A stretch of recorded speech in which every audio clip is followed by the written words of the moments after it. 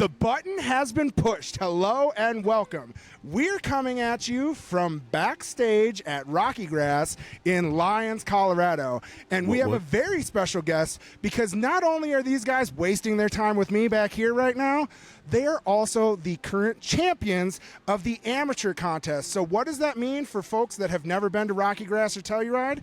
It means that not only did last year they come and beat out a bunch of people, this year you guys got to open RockyGrass. They are off the rails. What's going on, boys? What's up? There's a wizard walking in front of me. There is a wizard walking in front of, and now you know you're at a festival. This right? place is magical. So you ask me what's up, and that's what's up. Be like, and listen, he's stone cold sober, okay? This isn't like, oh my God, I saw a wizard. That's a different festival, okay? That's a different forest. But you guys, I wasn't here last year, so I didn't see you play. I had known Planet Bluegrass had reached out, and they're like, hey, you really need to highlight this band. So you guys saw the first thing I did when I was out here, I came and caught your whole set, and it was amazing. You guys are phenomenal musicians. There is no doubt on why you guys won last year. And so what I wanted to talk to you about was share your story with some folks, talk about this a little bit, but the biggest thing was, how was that competition last year? Was that the first time you guys had ever come to RockyGrass? Yeah, as a band, Corey's been here a few times, but as Off the Rails, this is our first time doing it. And man, what a cool competition! You know, from everything to like the structure of like your mini set list that you have to do, right? Slow song, instrumental, fast song, and also working a microphone. It's like I like that they judge your showmanship, your like set list structuring. It's really holistic competition as opposed to like, you know, get up and who plays the best. Can you work around one mic? Yeah, it's Give so... Cody the mic, the one that spells it wrong. You're gonna have to go back and forth. Sorry, this is CODY Cody. He's a phenomenal musician, but his parents did not spell his name correctly. Just for anybody that knows. Yeah. What were you saying, buddy? Sorry. No, he's not. Don't. You don't want to follow these footsteps. I promise. Oh, just commenting off what Ben said, just during the contest, you know, one of the big things is learning how to play around one mic and the band weaving in and out and like knowing like when, you know, you're coming up to take your solo, everybody else has got to kind of like step around, and then when you're done with your solo, you got to step out. Just different things like that. It's different from, you know, the 6 mics on stage across the stage. 1,000%. I think that we've gotten spoiled, right? It's like time has gone on. Now we all have our own vocal mics. We all have our own instrumental mics, and now we can all just, as Corey is looking at you, all right, my lick. Corey looks at the next person, your lick, and you're just running down the line. Whereas with one mic, or as some of us call it, like the tin can, right? You have to come in, lean in, get your stuff set up so that you can play. How long had you guys been playing as a band before you came out to Lyons last year? So like this unit here has been together since about 2023. We got together for like a Billy Strings pre-festival in Winston-Salem where I live.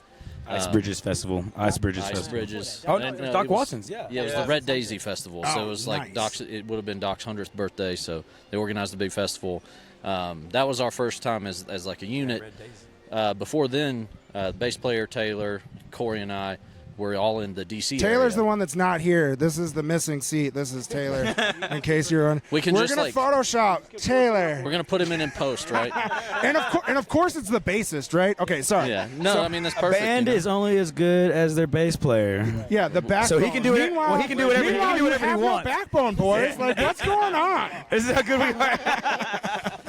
Yeah, the three of us were playing in DC for several years, 4 or 5 years. Yeah, Scott Slay, he's a Denver area guy. Slay and Stinson is the group now. They're playing in the competition this year. Yeah, they're in the Stinson. amateur competition this year. So we used to play with him. I know, but none. Okay, listen, we call it an amateur competition. Okay.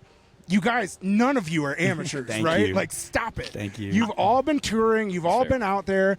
But I think that winning the quote-unquote amateur competition helps some of these up-and-coming bands start to skyrocket. Let me give you a little fact about one person here who's not an amateur. In fact, he's got extraordinary talent.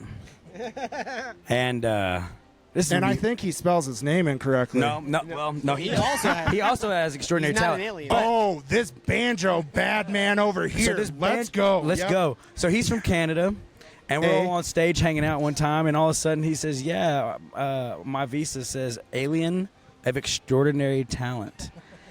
And I just think it's so cool that on a government document that he has extraordinary talent certified by the United States government in Canada.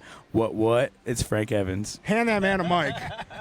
Frank, all right, we got to know, buddy. So how? Like, what, all of it, man. Which all galaxy are you from? Yeah, Canada, eh? I think all banjo players are from a galaxy of some kind that is unknown to the rest of the world. But no, it's a pleasure to play with these guys. Man, it's so much fun. We were just jamming in the tent last night just to rehearse, and it was like one of the best jam sessions I've had in a long time. These guys are just amazing. It's just every time they sing and play a note, it's just world class. So it's fun to jump on board.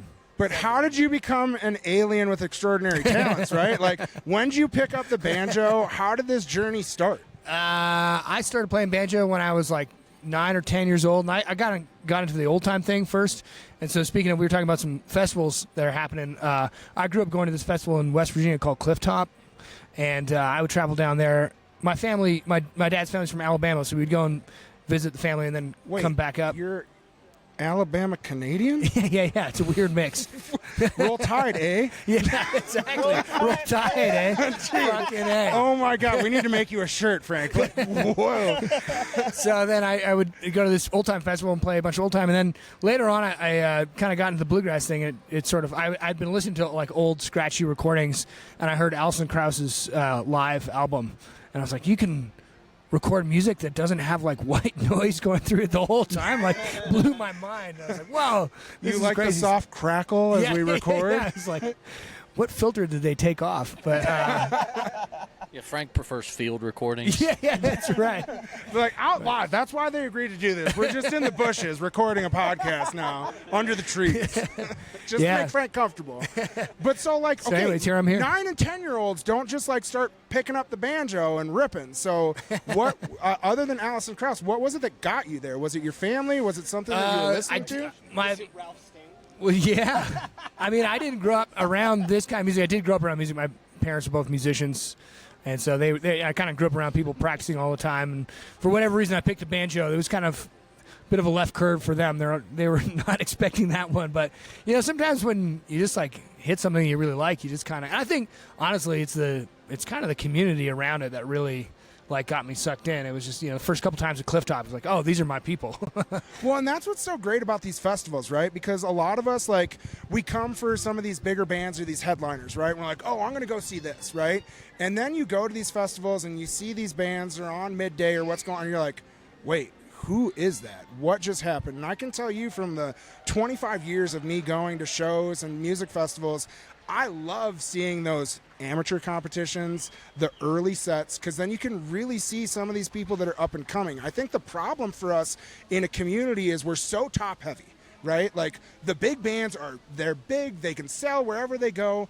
And for us, especially here, and what's the reason for this, we try to push, like, support local bands, right? Go catch these people on their upward trajectory. And so for you guys, you had already put in a couple of years of playing, and then who made the decision, like, hey, RockyGrass, this is what we're doing?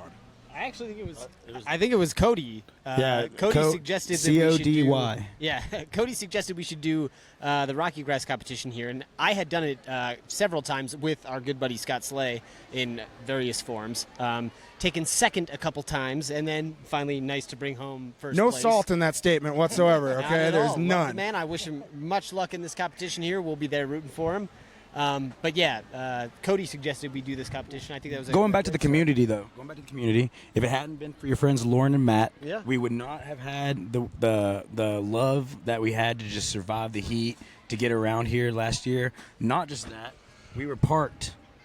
Community, this is the whole point of this. We were parked all the way on the other side of the park. We're now parked over here, you know, just in front of the On-site stage, camping. on-site camping. And this little kid and his mom last night come by.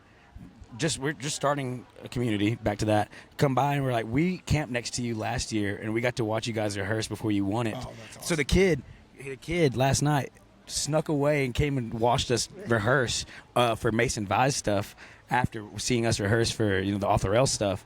And that is community. That's what's special, because that kid, that whole year, went home, and damn it. This is what happens at festivals. Listen, Flamingo Hat, okay? It's okay. We still love you, but you made an appearance on What's the Reason for This. Community. Yes, no, but so that kid went home, and for the whole year, he had camped next to you, and he's like, man. And then you guys went up there and won, right? So then he's feeling those emotions, and I always tell people, like, music is emotion, right? It's how you can attach to it, how you can translate the lyrics or the feelings or whatever it may be. And so for you guys, you get to plant that seed, right? And this kid's already here because he loves the scene, but then he gets that, like, personal experience, right? Yeah. And now you guys come back and, like, the bright-eyed, bushy tale of, like, oh, and now, guess where that kid could be in 10 years, right? Yeah, like, who knows? Exactly. Who knows? You Could guys, be the next Corey Chubb over here. right? And so what I want to go back to is Cody. So he wanted to come over here to RockyGrass. I heard that it was just because you wanted to add another trophy or banner to your case, right? Like, this guy, don't let him fool you. We also got some twerking going on. There's popcorn nipples. I don't even know what's happening behind me. Welcome to festival season, okay? It's a Carroll County dance, baby. A lot of distractions going on right now. Welcome to festival podcasting, okay? But Cody, so like you do have a lot of experience. You've won a lot of competitions. You have some history with some very successful musicians, He had right? an instinct for this, for sure. Yeah, I mean, one might Quit being say so that. goddamn humble, Cody. Yeah. Yeah, I've played with a number of bands over the years, and I've done a few different band contests as well.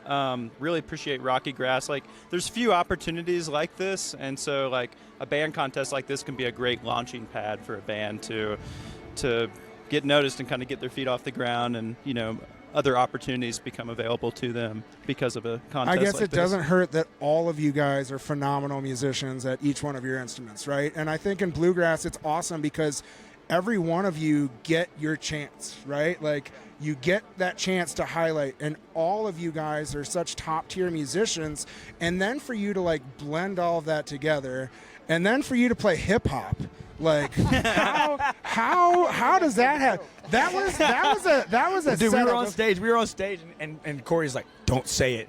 Don't say it. and Biz's like, oh, I'm saying it. Oh, bro, the second you said it, I whipped out my other phone because I recorded your whole set because I was like, I'm not missing this. I already set up my cameras and everything. And you're like, oh, we're going to play some hip-hop. I was like, wait, what is he doing right now? I'm like pulling on my phone. And then I hear Alan Jackson. And I'm like, yes, let's go. Now, I will be Corey. honest, I was hoping for a hip-hop version of Chattahoochee, But did you okay? think it was so funny? who's going to do the rap? Did you think it was funny though? That Did I joke? think it was funny? Yeah. I thought it was great. Yeah, so I take thought that. it was hilarious. No, I didn't want. So what happened was, it's an okie doke, right? Like, you get all of the ears perk up immediately. I was like, okay, this is like, let's Take some be notes. real about the 45 crowd, and two right? zigzags. Yeah, right. But we have an older demographic in some of these festivals, right? So then they hear, oh, we're gonna play hip hop from this amateur band that just won the contest, and now they're I can imagine the grumbling, right? That like immediately. Part of nothing. Yeah, and then Alan Jackson comes ripping on, and then you segue into the Grateful Dead, and So no part of nothing. dude, and I don't know why the Grateful Dead do not have a fiddle player, but holy shit, you guys, like, That's when CODY matters. dude, CODY matters all the time, okay? But it was great because it was a setup, and then it was an okie doke, right? Yeah. Because like people are like, oh, what are they gonna play? And then you play something that everyone knows, right? And I thought that it was great because it changes those expectations. And what happened was that surprise. There's eye contact here. What happens is that surprise, right? And for us, it actually makes you pay attention more, right? Because rather than just like playing a cover or getting into it, Luke wants you to answer this, Corey. Okay, so they didn't pay me to say Fool me this, once, shame on me. and that's why you got second place all those times. Okay. It's Yes, the Pat exactly. That's Or at my least, Pat Martino of stage jokes.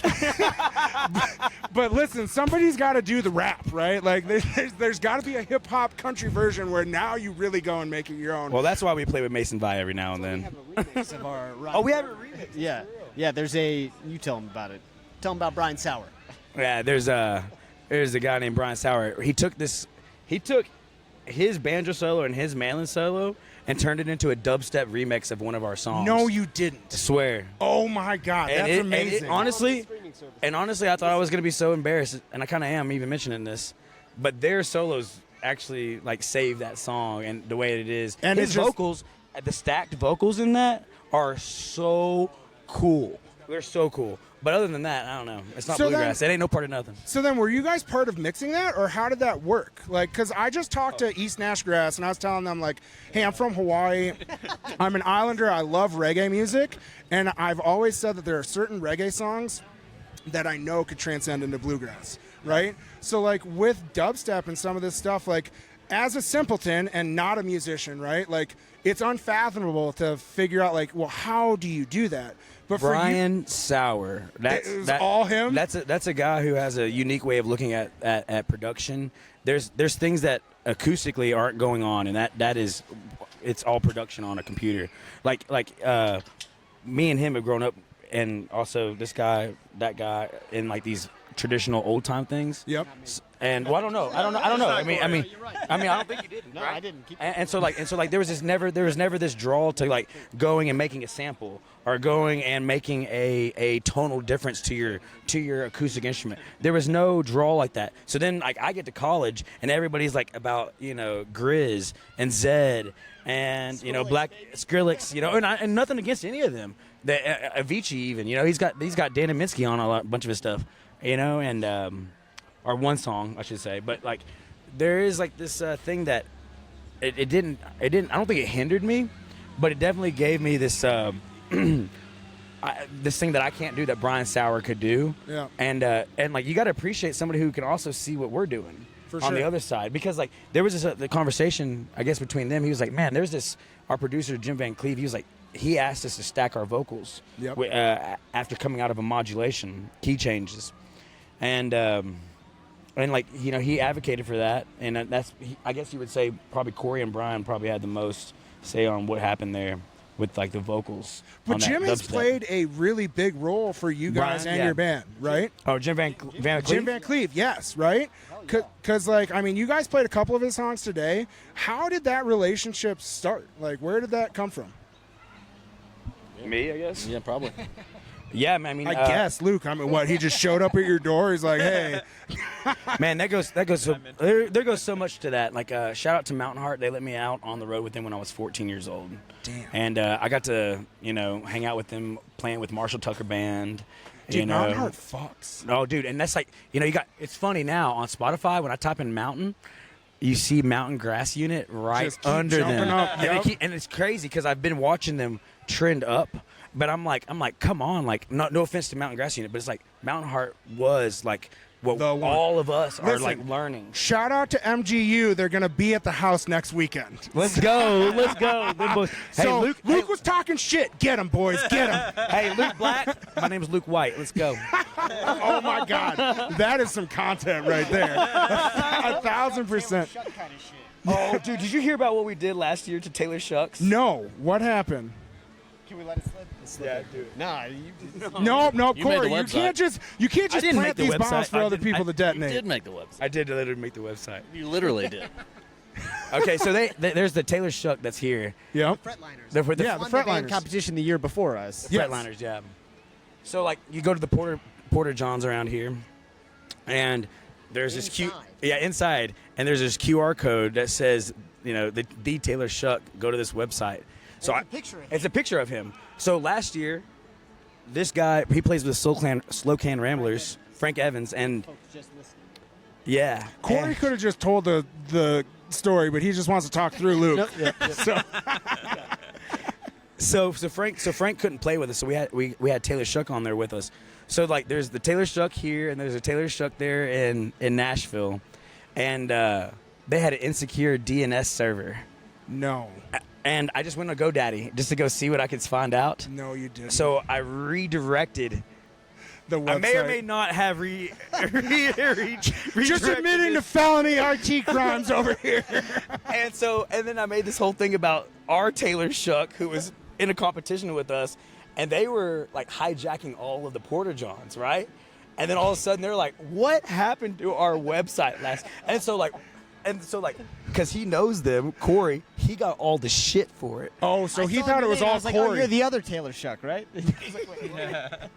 Dude, that is amazing. So I went, we have a venue up here in Fort Collins called the Mishawaka. So I ended up taking a sticker and I said, hey, Big Tex, which is one of our buddies, loves pictures of deuces, send him a text. That kid is still getting pictures from that porta potty of people at festivals at the Mish. They'll be like, hey, bro. And every time he gets one, he sends it. He's like, I hate you so much. Wow. But it's literally the gift that keeps on giving, right? So, like, just totally ruin that kid's day forever. And you're doing it with QR codes. And now Taylor doesn't even hang out. Like, no wonder he doesn't show up. But Yeah. so when you guys were coming here for RockyGrass, like you I said, had no clue I was going to do that, and I did not do that. I'm not admitting to anything. yeah, no, we'll edit it if we have to. But going back to the competition, you guys said you have to play a slow, an instrumental, and a fast, right?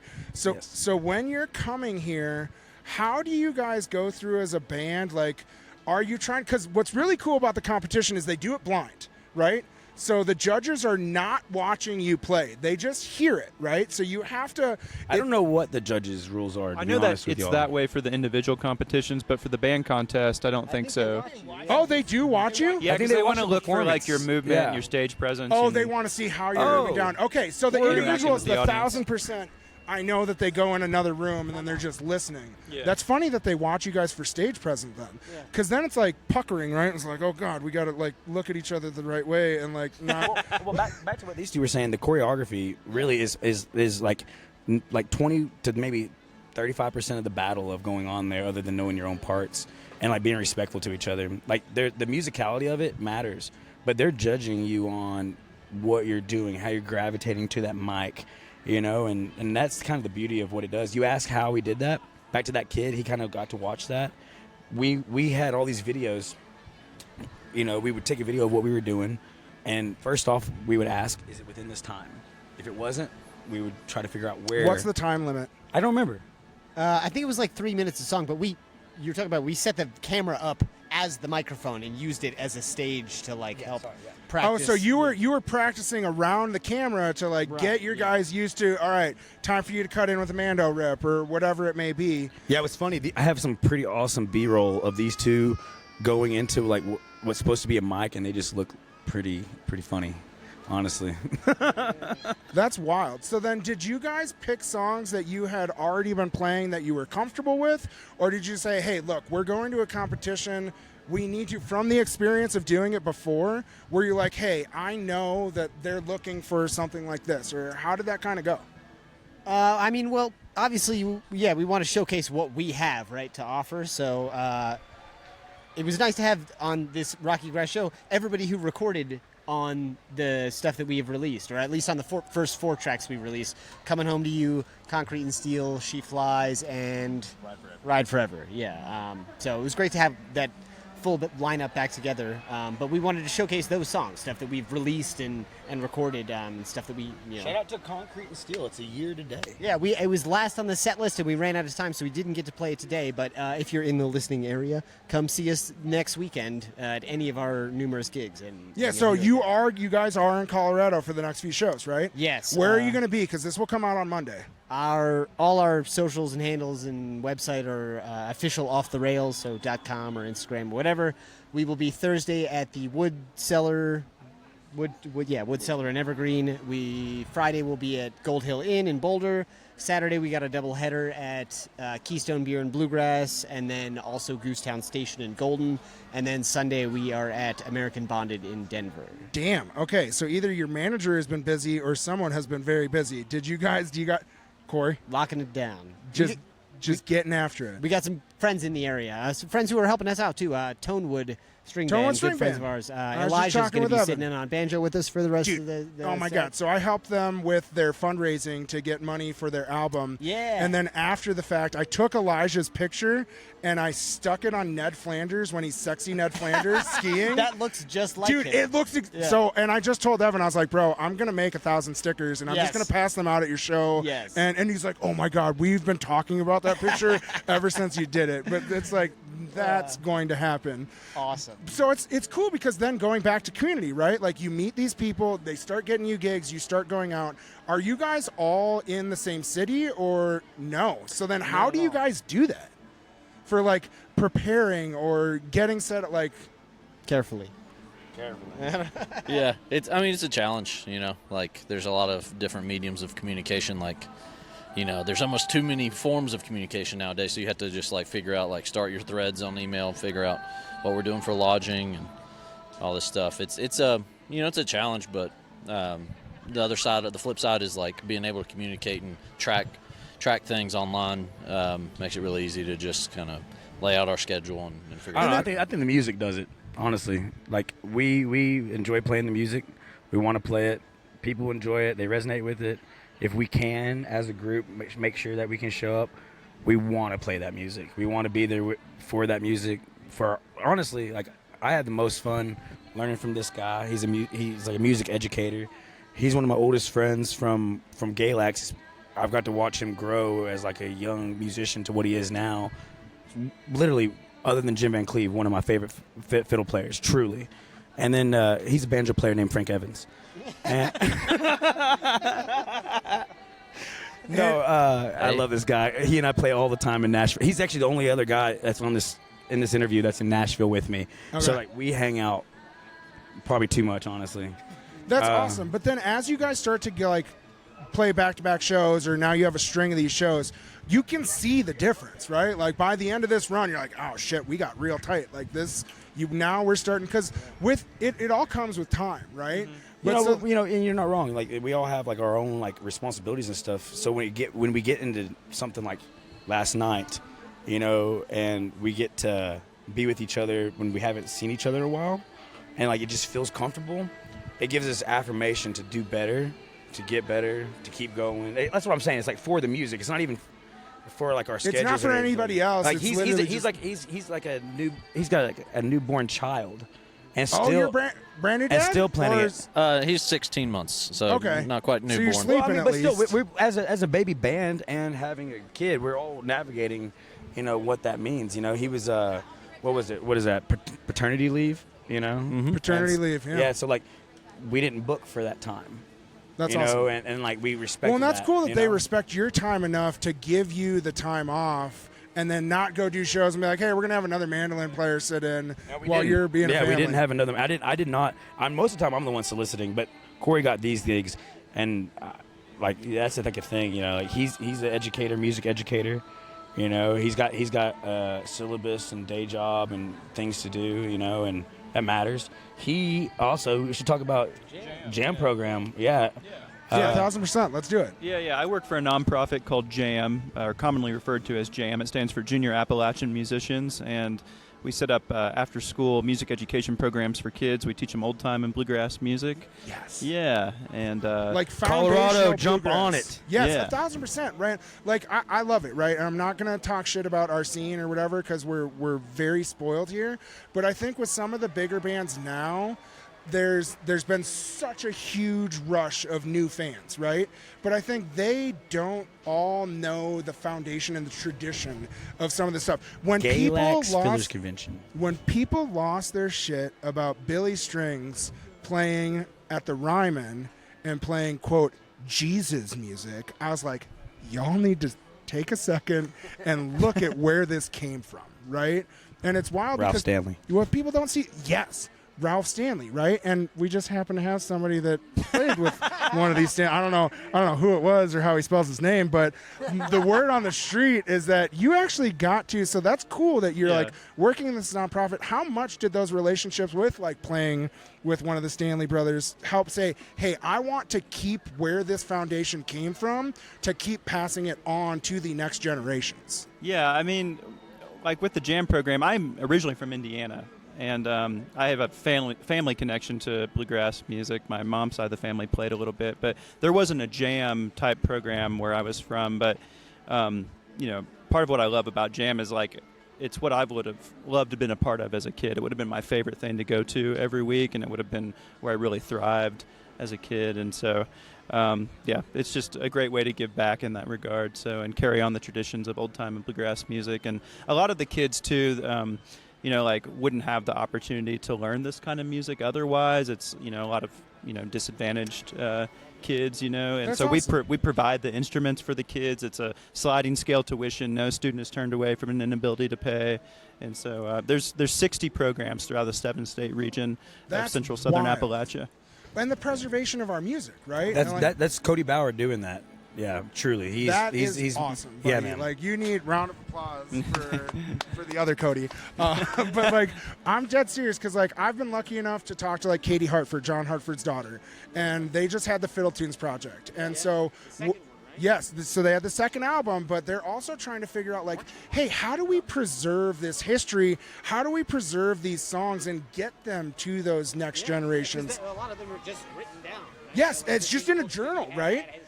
And then it's wild because people are like, man, how do I not know this, right? And like, John Hartford was my gateway drug. So I saw Jeff Austin and Yonder Mountain, and he came out for an encore, and of course he encored with like Holden and 2 hits made the joint turn bound. I was like the 16-year-old stoner being like, fuck yeah, who's this Hartford guy? And then like I went down that rabbit hole and it had completely changed my life, right? And it's cool because it's like then you start seeing some of these other foundational musicians, right? And you start learning these things. You learn about like it's a big obsession now with us with train songs, right? Like it's cute, but it's also fun because like these songs were written 150 years ago. Yeah, but could you and they imagine? absolutely Could you imagine working? Could you imagine working in the field and all of a sudden a train just comes by? That's got to be the most amazing Marvel thing you've ever seen. Why not write a song about it? Dude, for sure. I want For to be like sure. that guy in Europe where he like sticks the 360 camera. I'm like, yes, trains, like let's go. But I know it's, exactly what you're talking about. but it's wild because it's like now we're doing that with music, right? And now you're sharing that.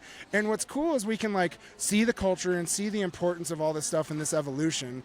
So for you guys as a band, what are some of your like favorite foundational, like obviously Jim Van Cleve, you're playing a bunch of his stuff, but like what are some of these other songs you're like, oh, I love our version of this? Because what's awesome is you have the different interpretations of these old songs. So And Gordon you guys making Lightfoot, your- the one these two just brought to the table, the Gordon Lightfoot the song. Edmund Fitzgerald? No, it's Steel Rail Blues. Oh, And man, these two, I'm so glad they brought that to the table. That's such a beautiful song. I love that song. Maybe they want to talk about it more, but like nobody does that song. Everybody thinks about Steel Rails, Alison Krauss. Yep. Not deterring from that, but they've got a cool version. They end it right. We also do something that is was brought in from the, I guess maybe the Scott Slay days, but it was the going into Soul of Man, Things of Life into Soul of Man. And that's probably also one of my favorite medleys and transitions that I've ever been a part of. That definitely is the brainchild of these two people right here. Maybe Taylor, who's, hi Taylor, bye Taylor, he's not here.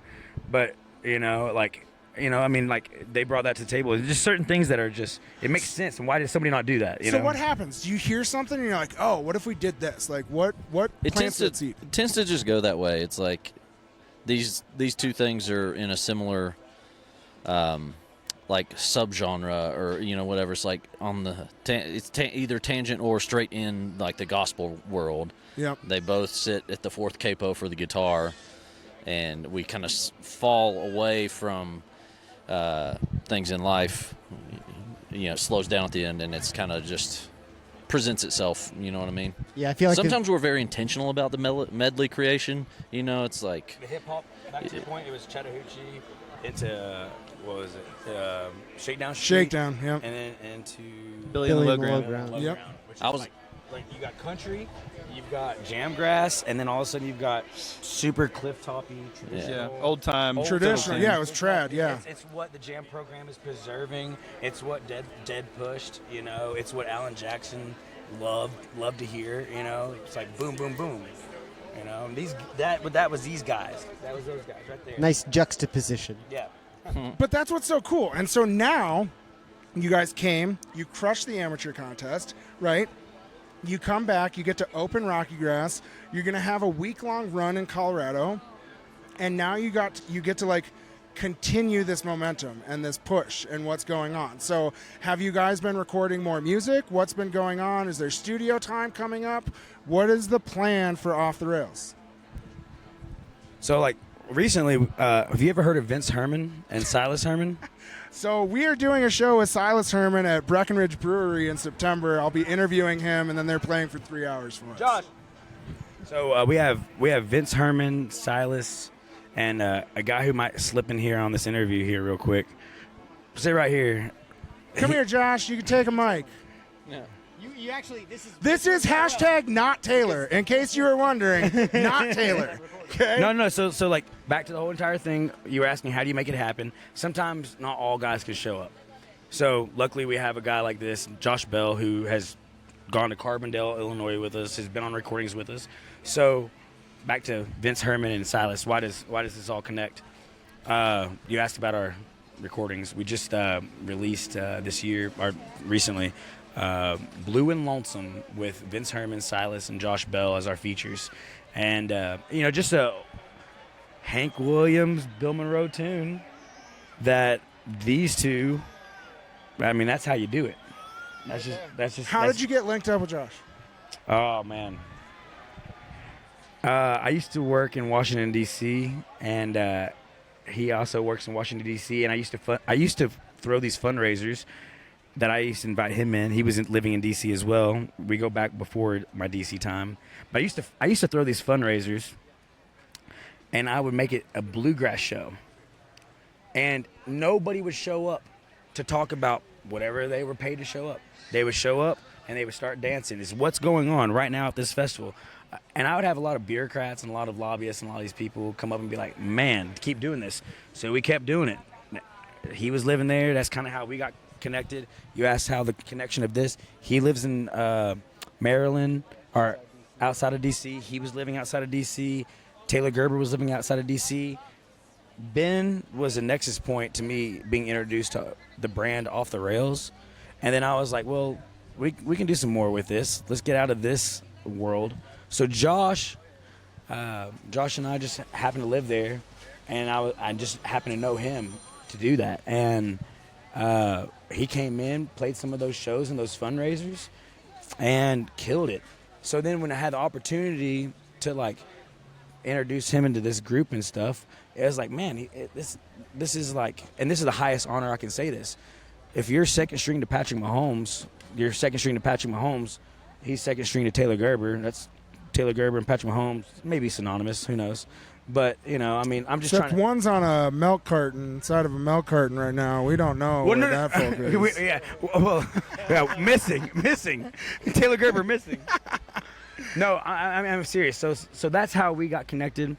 And Vince and Silas were super glad to just come in and be a part of that. Aren't they like the coolest dudes in the world? They're So like so genuine and laid back, and you're like, first off, Vince Herman is everything you want Vince Herman to be, right? You're like, you see him on stage, and then you like meet him, you're like, holy shit, that's Vince Herman. Shout out to Vince. I just got to be a part of the Red Rock experience with the Leftover Salmon That's crew. awesome. And Andy Thorne and Jason Carter was out there. Dude, it was one of the best things I got to be a part of. It was so fun. I never had the chance to be a part of that stage or get on that stage. Thank you, Vince. You're like the definition of kindness. And so is Silas. You know where they come from. He's a sweetheart. But so let's talk about you here, buddy. So how do you jump into this project and find your piece in a puzzle that's already kind of put together? And well, Taylor Gerber has some big shoes to fill, and it's awesome to just get to play with these guys. I hung out with them at Galax, really, and that's where we first started hanging out. We met in D.C., but we hung out in Galax, and I played with them. Was holding the bass at the right place at the right time. That's awesome. And it just worked out, and then you guys got this track. And so that was one track. What are the plans for more for the future? What are you guys planning on doing? Well, we're gonna see what happens here this weekend. We're definitely we got some winter stuff coming up, and got this stuff coming up in Colorado. We're trying to figure out what's gonna happen with our recordings. We don't know exactly. We're definitely about to put out an EP. Okay. So that's gonna happen. But as far as recording more songs, Jim Van Cleef costs a lot. Yeah, I can imagine. Now listen, Ozzy just died. Hey, you were when are talking we about a getting our fundraiser. Crazy Train cover? Okay, can't be Hey. off the rails without a Crazy Train cover, please. I don't know if Ben's mom will appreciate that. Oh, you know, I'm sure not. But you know, we got the new Prince of Dark over here. It's Corey Chubb. You know. Frank Evans to release an Iron Man cover. Oh, yeah. Oh yes, dude, Frank on the banjo. Yes, please make that happen. No, I mean it's just booking shows. I mean, recording is kind of it gets hard. You know, with But everybody realistically, the biggest thing for you guys is getting people out, getting people listening to you, getting people at shows, right? So, yeah. I mean, all of us, we can listen to a show, but then you like see it live, it's different, right? And like going out and then feeling that energy, that's a whole different ball game, right? I mean, honestly, I would prefer to release, and this is just me. They've never heard this free flow of consciousness now, but I would like to release like our. We just performed at the Rex Theater in Galax, Virginia. Yep. I would love to perform, and even this performance. I would love to just release live performances